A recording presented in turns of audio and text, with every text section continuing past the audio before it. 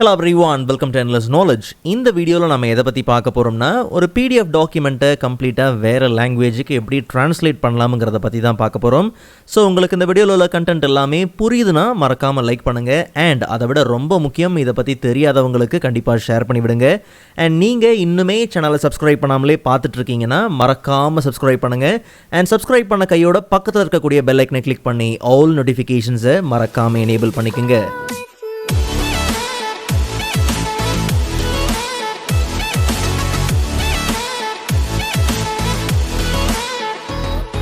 Alright, so first of all நல்லா கவனிங்க. இந்த வேலையை நாம் செஞ்சு முடிக்கிறதுக்கு எந்த மெத்தடை யூஸ் பண்ணணுங்கிறத நம்ம முதல்ல பார்த்துடலாம். அண்ட் கடைசியாக எதுக்காக இந்த மெத்தடை ஃபாலோ பண்ணோம் அப்படிங்கிறத நான் எக்ஸ்பிளைன் பண்ணுறேன். ஸோ முதல்ல நம்ம செய்ய வேண்டிய வேலை, வேர்ட் அப்ளிகேஷனை நம்ம ஓப்பன் பண்ணிக்கலாம். எதுக்காகனா PDF டாக்குமெண்ட்டை ஆஸ் அ வேர்ட் டாக்குமெண்ட்டாக வேர்ட் ஃபார்மேட்டுக்கு முதல்ல கன்வெர்ட் பண்ணிவிட்டு அதுக்கப்புறம் தான் நம்ம ட்ரான்ஸ்லேட் பண்ண போகிறோம். இந்த கன்வெர்ட்டிங் ப்ராசஸை முடிக்கிறதுக்கு, இந்த வேலையை முடிக்கிறதுக்கு நாம் MS Word 2013 இல்லை அதுக்கு மேலே உள்ள வேர்ஷன் யூஸ் பண்ணோம்னா இந்த வேலையை முடிக்கலாம். இல்லை MS Word 2010 யூஸ் பண்ணுறீங்க, இல்லை அதுக்கு கீழே உள்ள வேர்ஷன் யூஸ் பண்ணுறீங்கன்னா ஃபார்மேட் ஃபேக்ட்ரி இல்லை ilovepdf.com, sage.com இந்த மாதிரியான சைட்ஸ் அண்ட் சர்வீசஸை யூஸ் பண்ணி நீங்கள் ஆஸ் அ வேர்ட் டாக்குமெண்ட்டை கன்வெர்ட் பண்ணிக்கலாம். ட்ரான்ஸ்லேட்டுக்கு இல்லை, கன்வெர்ட் பண்ணிக்கலாம். பட் நம்மக்கிட்ட லேட்டஸ்ட்டாக நம்ம MS Word யூஸ் பண்ணிகிட்ருக்கோம். ஸோ டேரெக்டாக நீங்கள் என்ன பண்ணுங்கள், ஃபைலில் போயிட்டு ஓப்பன் அண்ட் நம்ம PDF டாக்குமெண்ட் எந்த லொக்கேஷனில் இருக்குது அப்படிங்கிறத ப்ரௌஸ் பண்ணி எடுத்துக்கலாம். ஸோ டெஸ்க்டாப்பில் நம்மளுடைய PDF டாக்குமெண்ட் இருக்குது, ஜஸ்ட் நம்ம அதை ஓப்பன் பண்ணிக்கலாம். ஸோ MS Wordல ஓப்பன் பண்ணும்போது கன்வெர்ட் பண்ணுறதுக்கான அந்த நோட்டிஃபிகேஷன் உண்டு. ஜஸ்ட் ஓகே கொடுத்து இந்த கன்வெர்ட்டிங் ப்ராசஸை ஸ்டார்ட் பண்ணிடலாம். ஓகே, பர்ஃபெக்டாக இருக்குது. பட் நாம் ட்ரான்ஸ்லேட் பண்ணுறதுக்கு முன்னாடி இதை வேர்ட் டாக்குமெண்ட்டாக சேவ் பண்ணணும். காரணம் மேலே கவனிச்சிங்களா, இன்னும் .pdf-ஆக தான் இருக்குது. ஸோ அதனால் நீங்கள் போய்ட்டு ட்ரான்ஸ்லேட் பண்ண போனீங்கன்னா எரர் காமிக்கும். ஸோ Ctrl+S கொடுத்து என்ன பண்ணுங்கள், ஆஸ் அ சேம் நம்ம டெஸ்க்டாப்லேயே கூட நம்ம என்ன பண்ணலாம், இதை ஆஸ் அ வேர்ட் ஃபார்மேட்டில் நம்ம என்ன பண்ணலாம், சேவ் பண்ணிக்கலாம். இப்போ மேலே செக் பண்ணி பார்த்தோம்னா .docx வேர்ட் ஃபார்மேட்டில் இருக்கும். டைரெக்டாக நம்ம ரிவ்யூ டேபுக்கு போயிடலாம். அங்கே நமக்கு ட்ரான்ஸ்லேட் உண்டு. அதில் ட்ரான்ஸ்லேட் டாக்குமெண்ட் எடுத்துக்கலாம். ஏன்னா கம்ப்ளீட் டாக்குமெண்ட்னு பார்த்தீங்கன்னா நமக்கு ட்ரான்ஸ்லேட் பண்ணணும். ஸோ ட்ரான்ஸ்லேட் டாக்குமெண்ட் எடுத்துக்கலாம். ஸோ ரைட் சைடில் ட்ரான்ஸ்லேட்டர் பேனல் ஓப்பன் ஆகிடும். ஸோ நம்மளுடைய டாக்குமெண்ட் பார்த்தீங்கன்னா இங்கிலீஷில் இருக்குது. நமக்கு target language Tamil or any லாங்குவேஜுக்கு நம்ம ட்ரான்ஸ்லேட் பண்ணிக்கலாம். ஸோ லாங்குவேஜை நீங்கள் அங்கே சேஞ்ச் பண்ண கையோட இங்கே நமக்கு பர்ஃபெக்டாக பார்த்தீங்கன்னா ட்ரான்ஸ்லேஷன் கம்ப்ளீட் ஆயிரும். ஒன்ஸ் இந்த ட்ரான்ஸ்லேஷன் முடிஞ்ச கையோட மறுபடியும் நீங்கள் என்ன பண்ணுங்கள், Ctrl+S கொடுத்து சேவ் பண்ணுங்கள். ஏன்னா ரெண்டு டாக்குமெண்ட்டாக பார்த்தீங்கன்னா ஓப்பனில் இருக்குது. ட்ரான்ஸ்லேட் பண்ணி வந்த டாக்குமெண்ட் தான் இப்போ பார்த்துக்கிட்டு இருக்கோம். அதுக்கு முன்னாடி நம்ம ஓப்பன் பண்ண அந்த இங்கிலீஷ் வெர்ஷன் அது இன்னும் அப்படியே தான் இருக்குது.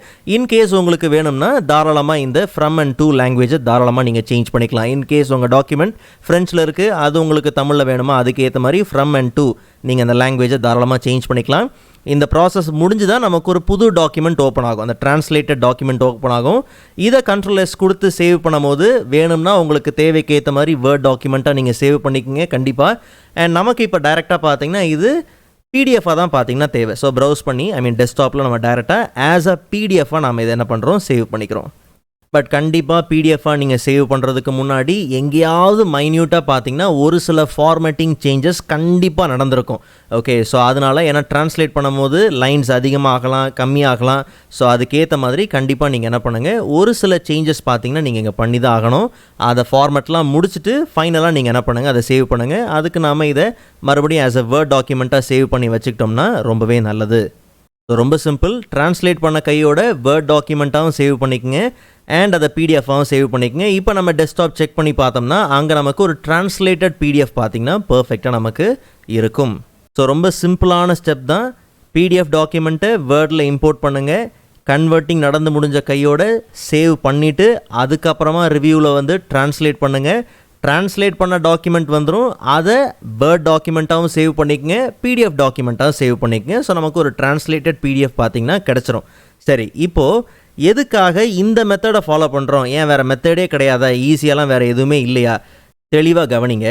First one onlinedoctranslator.com. ஸோ இதை 2 வருஷத்துக்கு முன்னாடி ஒரு வீடியோவில் கவர் பண்ணியிருந்தேன். பட் நிறைய ரீசன்ட் கமெண்ட்ஸ்லாம் பார்த்தீங்கன்னா ட்ரான்ஸ்லேட் பண்ணும்போது சரியாக ட்ரான்ஸ்லேட் ஆகலை, இல்லை அந்த டெக்ஸ்ட் எல்லாமே பார்த்திங்கன்னா சரியான ஃபார்மேட்டிங் அப்ளை ஆகலை, இந்த மாதிரியான நிறைய இஷ்யூஸ் பார்த்திங்கன்னா இருந்துச்சு.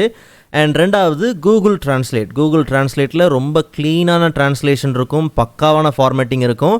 ஆனால் இதில் ஒரு சின்ன ட்ராபேக் இருக்குது. ஜஸ்ட் டாக்குமெண்ட்ஸ் கேட்டகரி எடுத்துக்கலாம், ப்ரௌசர் கம்ப்யூட்டர் கொடுத்து நம்மளுடைய அந்த பிடிஎஃப் டாக்குமெண்ட்டை ஜஸ்ட் ஓப்பன் பண்ணிக்கலாம். நமக்கு தமிழில் தான் தேவை. ஸோ ட்ரான்ஸ்லேட் பண்ணி வந்ததுக்கப்புறம் நம்ம இதை டவுன்லோட் பண்ணிக்கலாம்.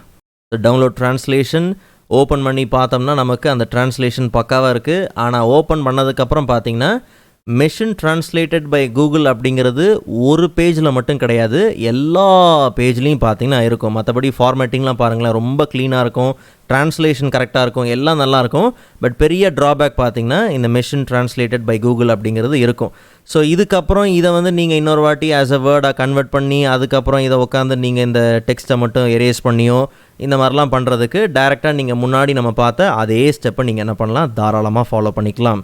அண்ட் அதே மாதிரி நான் ஆரம்பத்திலேயே சொன்ன மாதிரி ஒருவேளை நீங்கள் MS word lower version use பண்ணுறீங்கன்னா அதுக்காக நீங்கள் கண்டிப்பாக ஐ லவ் பிடிஎஃப் சேஜ்டாக தான் யூஸ் பண்ணணும்னு கிடையாது. ஃபார்மேட் ஃபேக்டரி யூஸ் பண்ணுங்கள். அதை பேஸ் பண்ணி ஒரு டுட்டோரியல் இருக்குது, கண்டிப்பாக அதோட அந்த வீடியோக்கான லிங்க் நான் டிஸ்கிரிப்ஷனில் கொடுக்குறேன், செக் பண்ணி பாருங்கள். பிகாஸ் இந்த மாதிரி ஆன்லைன் சைட்டில் கண்டிப்பாக உங்களுக்கு ஒரு லிமிட்டேஷன் உண்டு. ஓகே, ஸோ அதனால் ஆஃப்லைனில் யூஸ் பண்ணுறது நல்லது.